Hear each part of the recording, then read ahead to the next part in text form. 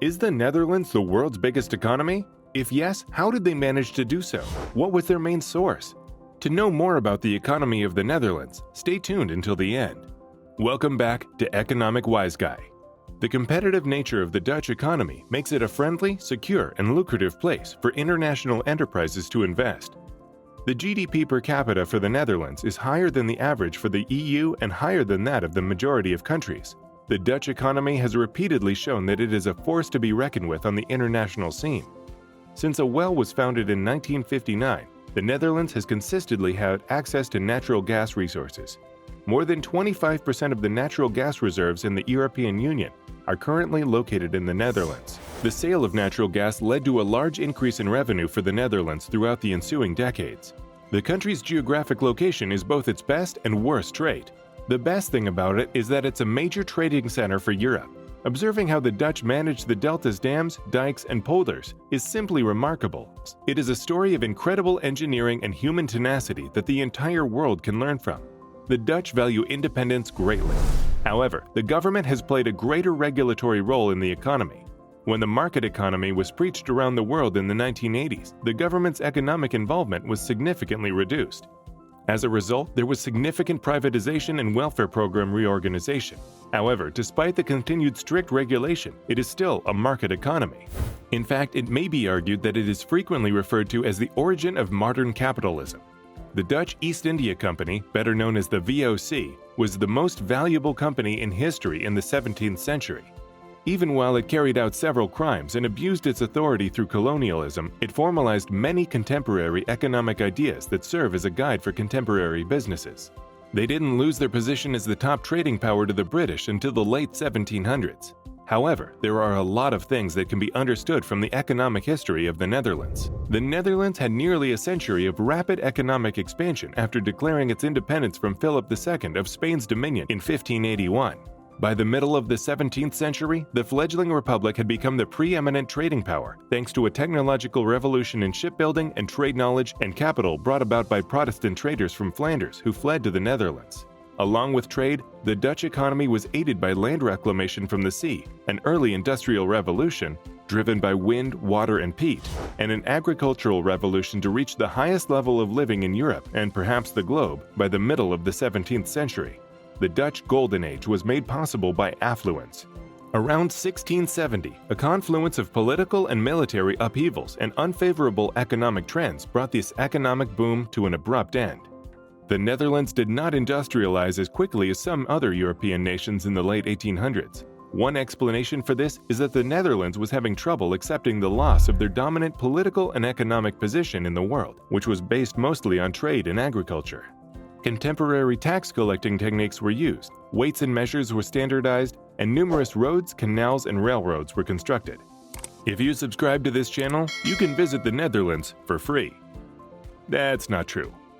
In the 19th century, the Netherlands gradually developed into a middle-class industrial society, which was visible to the rest of Europe.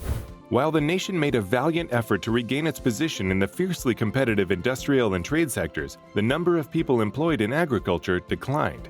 In terms of industrialization, the Netherlands trailed behind Belgium until the late 19th century, before catching up around 1920. Textiles, and afterwards the enormous Philips industrial conglomerate, were important industries. Rotterdam has developed into a significant manufacturing and shipping hub. Large natural gas resources have been found in the Netherlands since 1959. Natural gas exports brought in large, unanticipated earnings. However, as an unintended consequence, these were seen to have contributed to a downturn in the Netherlands' manufacturing industry. Now, have you heard about tulip mania? If not, don't worry. We'll see it now.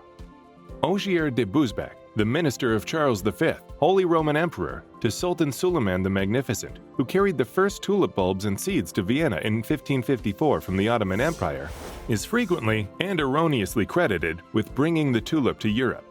The 16th century saw the introduction of tulip bulbs as well as other novel plants like potatoes, peppers, tomatoes, and other vegetables.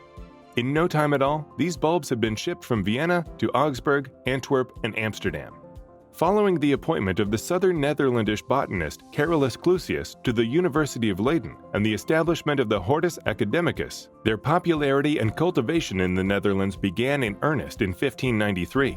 He planted his tulip bulb collection and discovered that they could withstand the more challenging condition of the Low Countries. The popularity of the tulip quickly increased. Tulip mania, which is frequently referred to as the first known speculative bubble, is the ideal illustration of how people may forget how much intrinsic worth an item has. In an effort to increase their earnings, they kept purchasing more and more. Purchasing a tulip bulb for, say, $1 million may seem absurd, but if you think you can sell it for $2 million after a given amount of time, it suddenly seems like a perfectly logical investment and decision. Many wealthy people started to collect and show these rare tulips, as the rich sometimes collect expensive, rare artifacts like paintings. Mixed-color tulip demand outstripped supply, increasing the cost of these expensive, unusual bulbs. Early in the 1600s, a single bulb of a novelty variety sufficed as a bride's dowry or as a payment for a prosperous brewery in France. In Holland, the lunacy peaked between 1633 and 1637. Tulip mania has been likened to a number of economic bubbles, including Bitcoin and cryptocurrencies by some people. Others, however, disagree with the similarities between the two and offer a variety of defenses. However, these historical revisions simply serve to highlight how doubtful it is that tulip mania had an effect on the rest of the Dutch economy. Groningen's discovery of natural gas in 1959 had a significant positive effect on the Dutch economy. The Economist first used the phrase Dutch disease in 1977 to describe a correlation between one sector's economic growth and the contraction of other sectors. Natural resources are typically among the industries that are expanding, but they are not the only ones. The Netherlands was the first to export natural gas. However, when the money came in, the value of the guilder, the nation's currency, increased. The increased demand for money on the global market is the cause of this. Mismanaged wealth has contributed to the Dutch illness. There is a resource curse. It demonstrates how wealth may occasionally be a curse rather than a blessing. It serves as a cautionary tale about not putting all of your eggs in one basket.